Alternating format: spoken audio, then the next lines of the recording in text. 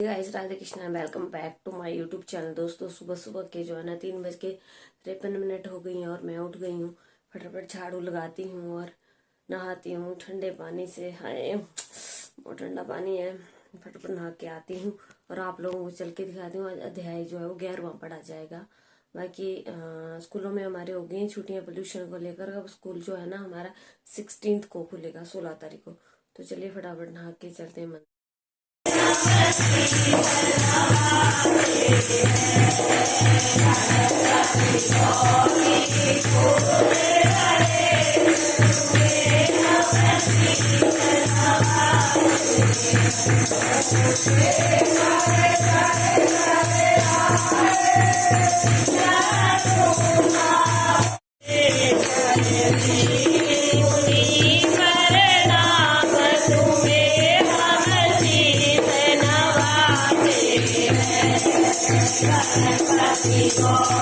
जी ने उठाया, कृपा करके मैं ऐसे हाथ जोड़ के प्रार्थना कर रही हूँ। मेरे लिए कोई गलत सोचता तो गलत सोचो। और यहाँ पे तुलसी ने लोटा भर भर के जल चढ़ा, तो इतने सारे जल चढ़ाएंगे ना, बताओ तुलसी रह जाएगी? सूखेगी नहीं सूखेगी? अरे सुनो, सूख जाएगी तुलसी। पाप लगेगा, धर्म भी लगेगा, पाप लगेगा सबको। इसलिए कृपा करके ऐसी छीटा मार दिया करो शब्द में।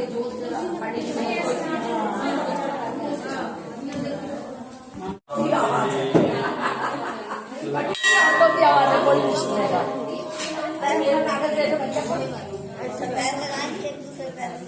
कोई निकलेगा तो निकलेगा। अंदर जाते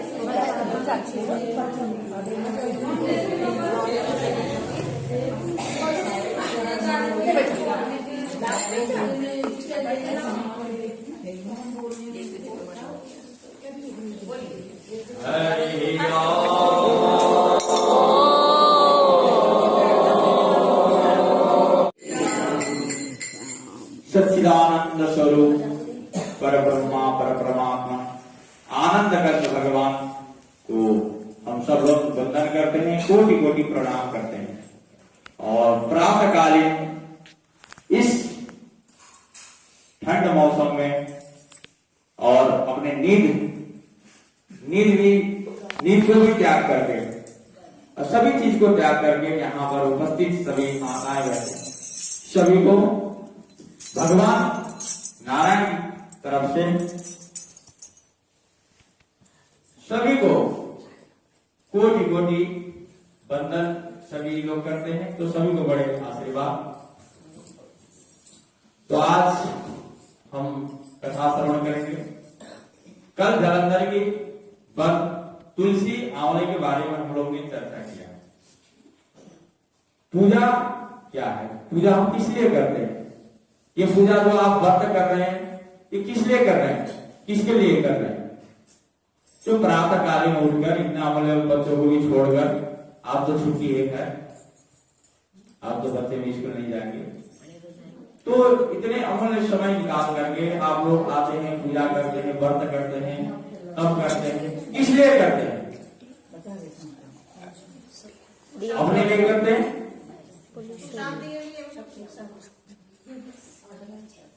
ये व्रत हम करते हैं घर में आनंद हो, सुख शांति हो, ऐश्वर्या हो, बच्चे निरंतर विद्वान बने, विदुषी बने, महान बने, तेजस्वी बने, शरीर में किसी प्रकार की रोग ना हो और शरीर हमारा चलता फिरता भगवान की भक्ति में लगा रहे।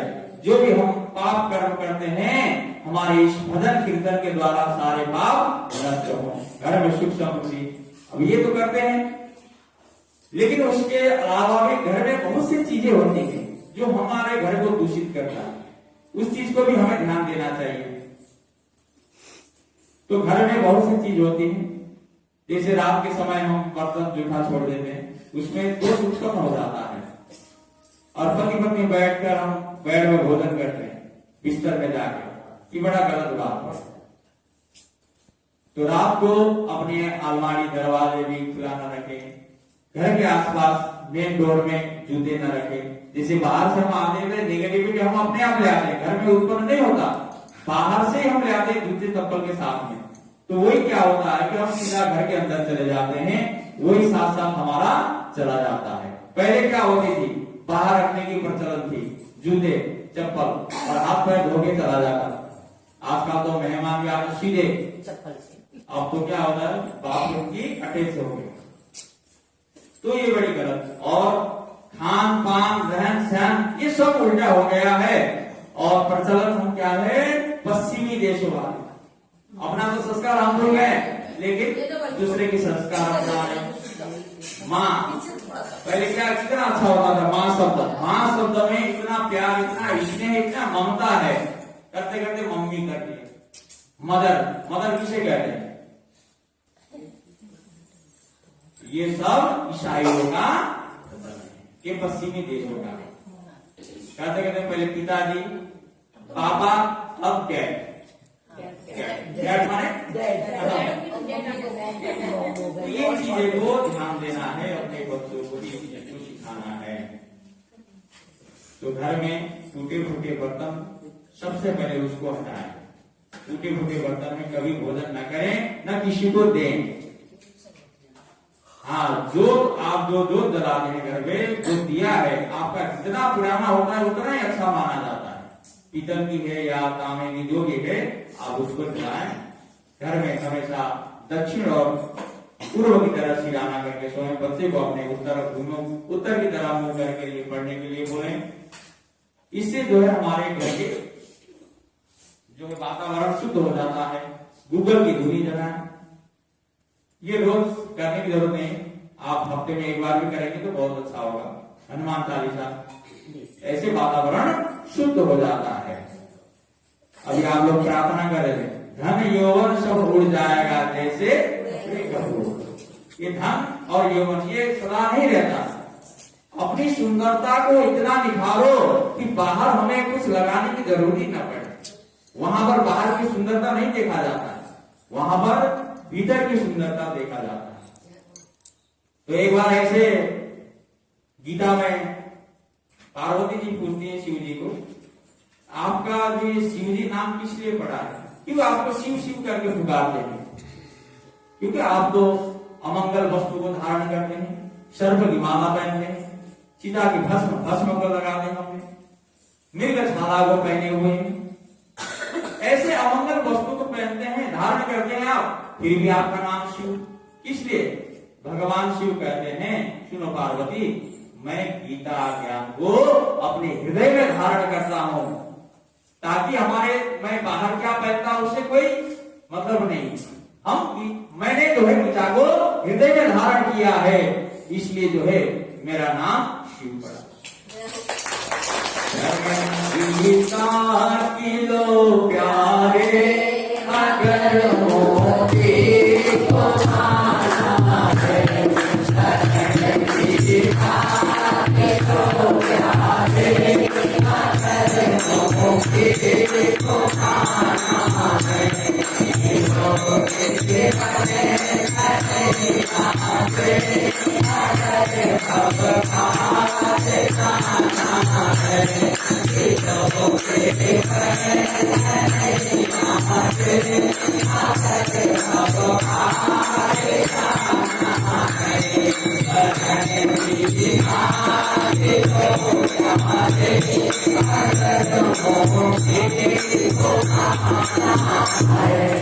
गीता को आगे भी तो है, आगे भी तो है।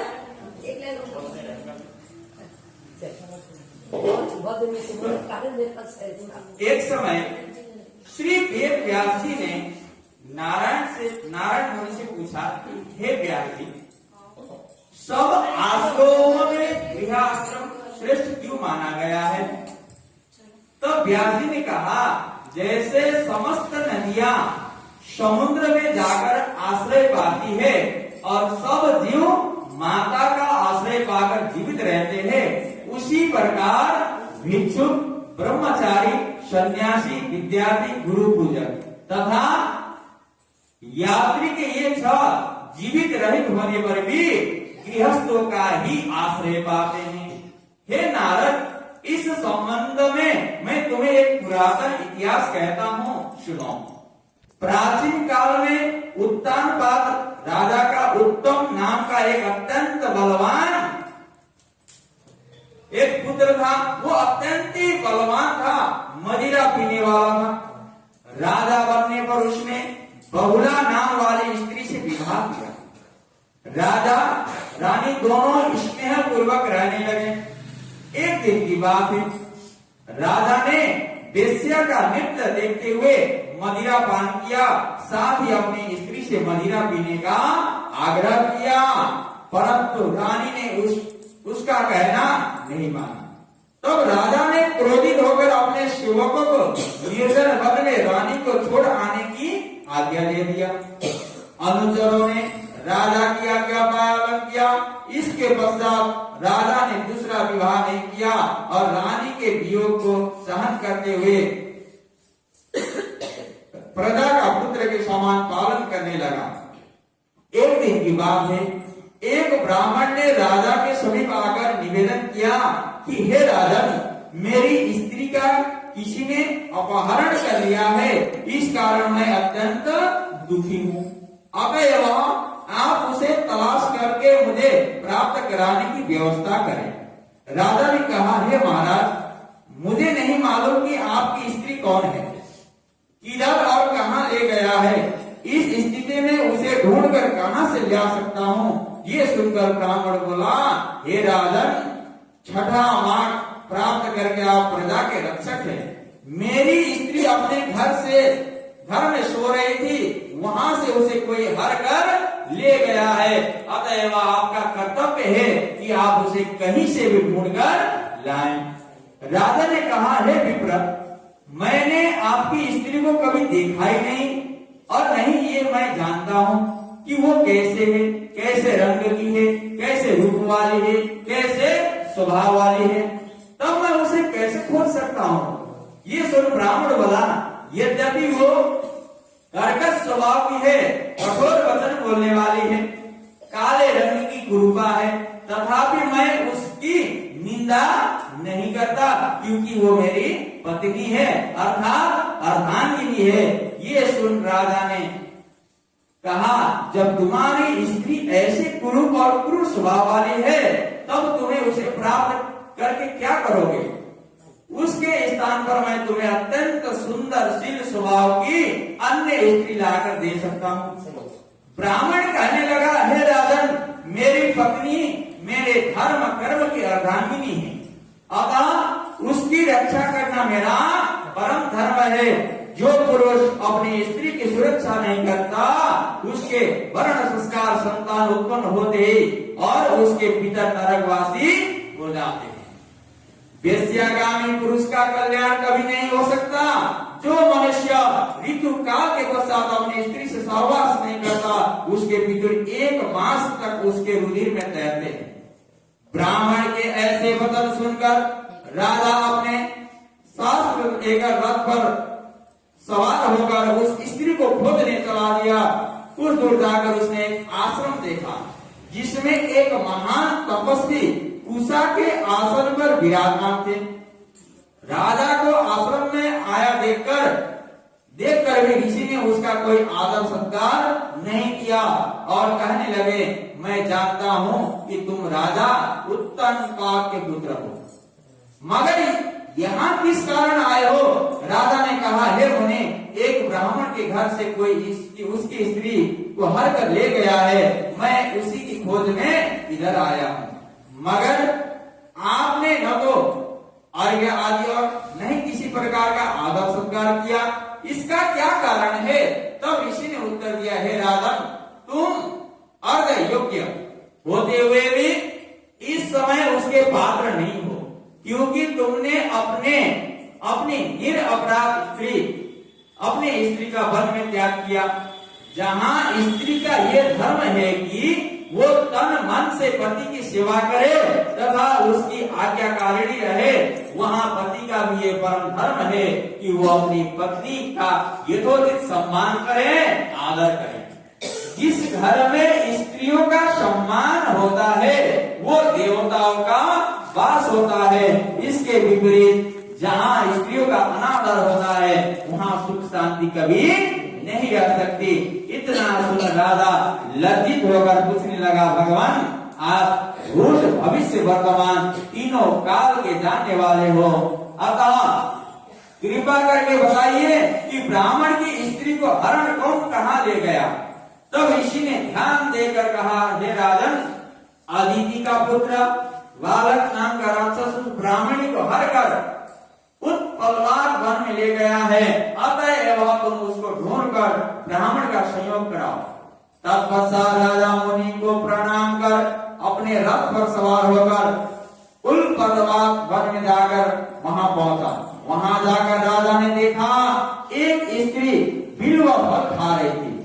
ब्राह्मण ने जैसे बताया था वैसा ही रंग रूप देकर राजा ने उसे पहचान लिया और कहा, हे कल्याणी, तुम कौन हो और इस वन में क्यों आई हो।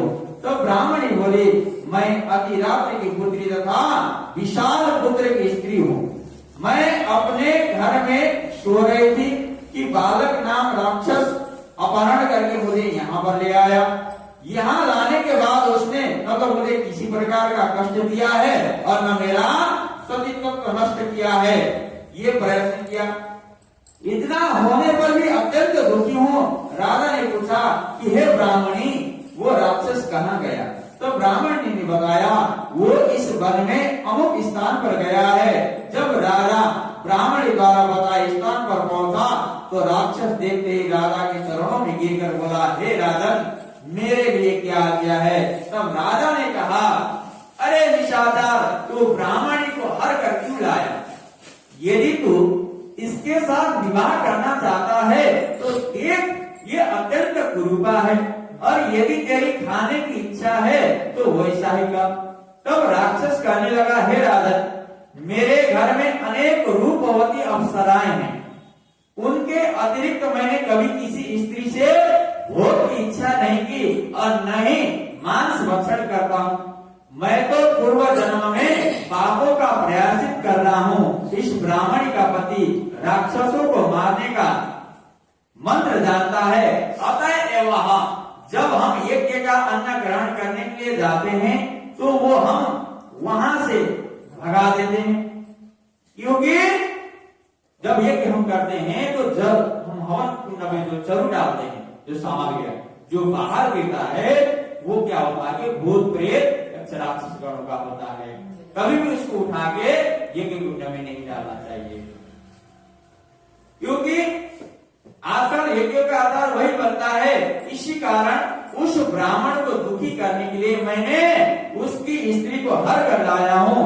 वैसे ही शास्त्रीय अनुसार, नियम अनुसार स्त्री के बिना पुरुष को कर्म करने का अधिकार नहीं है। ये सुनकर राजा ने विचार किया।